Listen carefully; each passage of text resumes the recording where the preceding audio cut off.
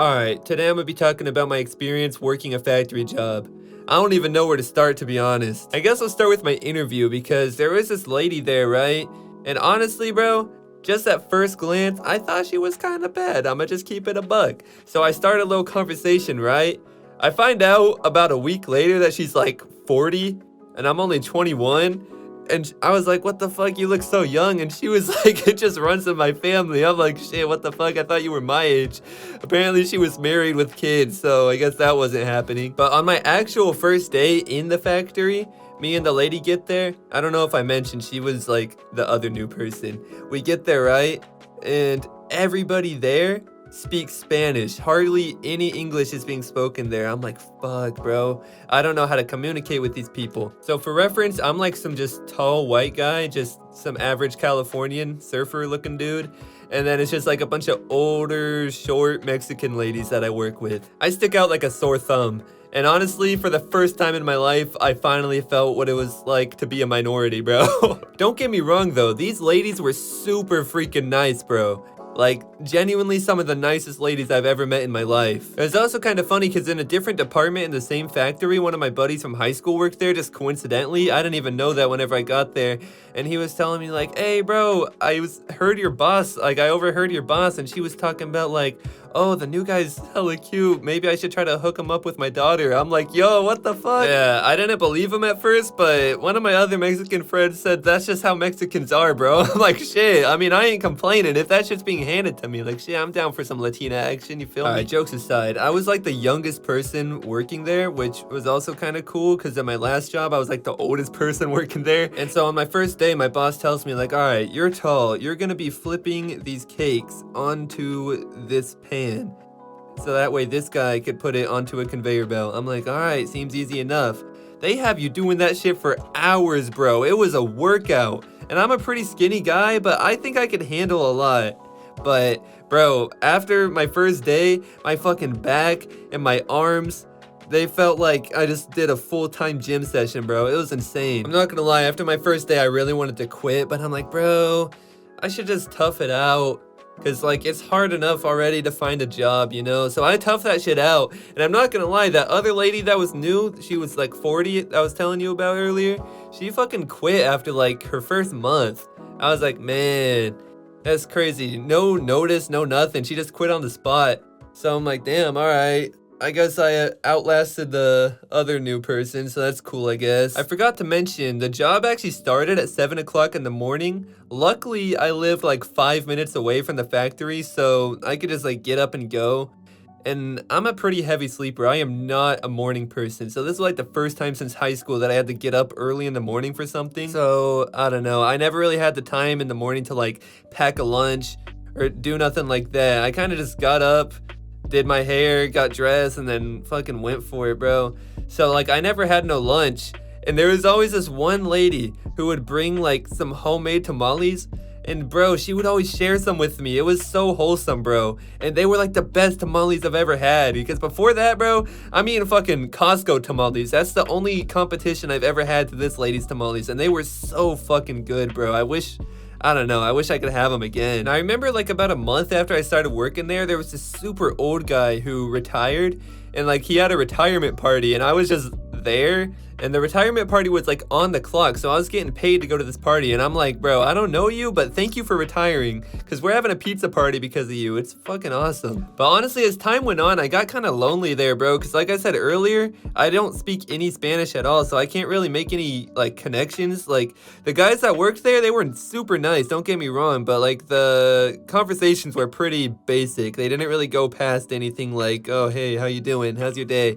So it got pretty lonely, but it was nice because after like about a month or two, there was a couple temps that got hired through an agency, and they were all relatively young, like in their 20s. So I'm like, all right, this is awesome. Now I could actually talk to these guys, make some friends at work. Like, it made the day go by faster, bro. Like, I actually lost track of the time talking to this one dude telling me how he used to do DoorDash before this job. It was kind of funny because, like, I would come in at 7 and then they would come in at 8. So just for the first hour of the day, it was just me and a couple old ladies. And they would always make me do that one job I was telling you about earlier, just flipping the cakes onto this pan, because I'm just the only tall person there. It's way harder for them than it is for me. So I just kind of had to deal with it. It was really funny. But yeah, since I got there at 7, I would be able to leave at like 3. But the supervisor that came in at 9, she was obsessed with overtime, and she saw my work ethic. So just every single day, she wouldn't even say hi to me, bro. She would just be like, "Are you able to stay overtime today?" I'm like, "I guess. I mean, why not?"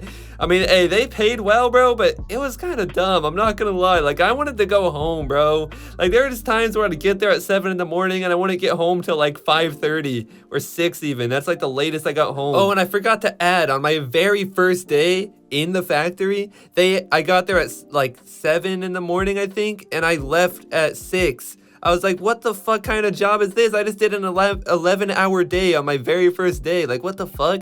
I didn't even agree to this. How do they get away with this? Maybe if there's like some older people watching and you're all like workaholics, you're like, oh, that's nothing. I'm working like 12-hour days every single day. I'm like, bro, I'm 21. This is my very first full-time job. I've had like a job and a half before this, but they were both part-time, so I wouldn't really count that as like a real job, you know? But I don't know, it was really sweet, like trying to see all the ladies talk to me, because their English wasn't really that good, but like you could still tell what they were telling you, you know? And they were all so nice to me, bro. They all loved me in there. It was awesome. I remember one time I was on my break and one of them comes up to me in the break room and they like whip out Google Translate and start talking to me. I was like, dude, this is awesome, but it's not really what the ads make it out to be, because my shit was kind of lagging, bro. I took my phone out and I tried to put something into Google Translate and I couldn't connect to the Wi-Fi. So I'm like, fuck, this is really not what the ads make it out to be, but it's whatever. Anyway, at the very end of the job, they had me take like a month off because my department specifically, one of the higher ups kind of fucked up the scheduling and we were like way ahead in production.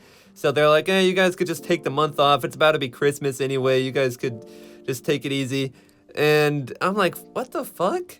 And we're not getting paid either because I'm kind of new still, so I don't have any PTO. I don't got any, what's it fucking called? The unemployment. I can't do that because I'm kind of new. And I kind of touched on this in the last video a little bit, but I'm just thinking after this time off, I'm like, bro, I don't know if I really want to be doing this for the rest of my life.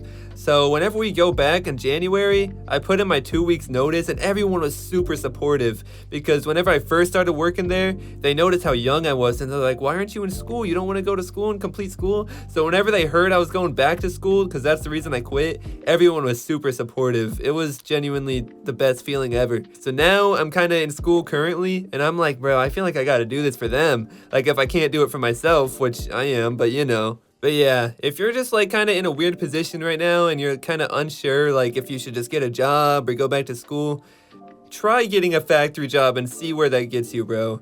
It's really not that fun. Because I'm not going to sit here and tell you and be like, oh, I've worked a factory job, take it from me, you have to go back to school. I want you to actually like try things, all right? Don't listen to these people on the internet who are like, oh, you have to do this, you have to do that. Bro, listen to me. We're all so young, we could afford to fuck up, like for the most part.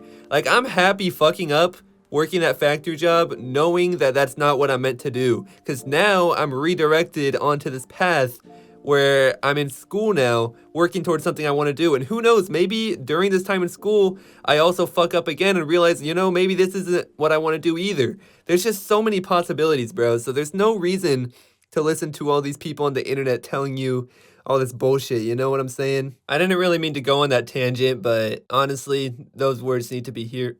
Fuck, I'm so dumb. I almost said heard, bro. Heard. Those words need to be heard by some people.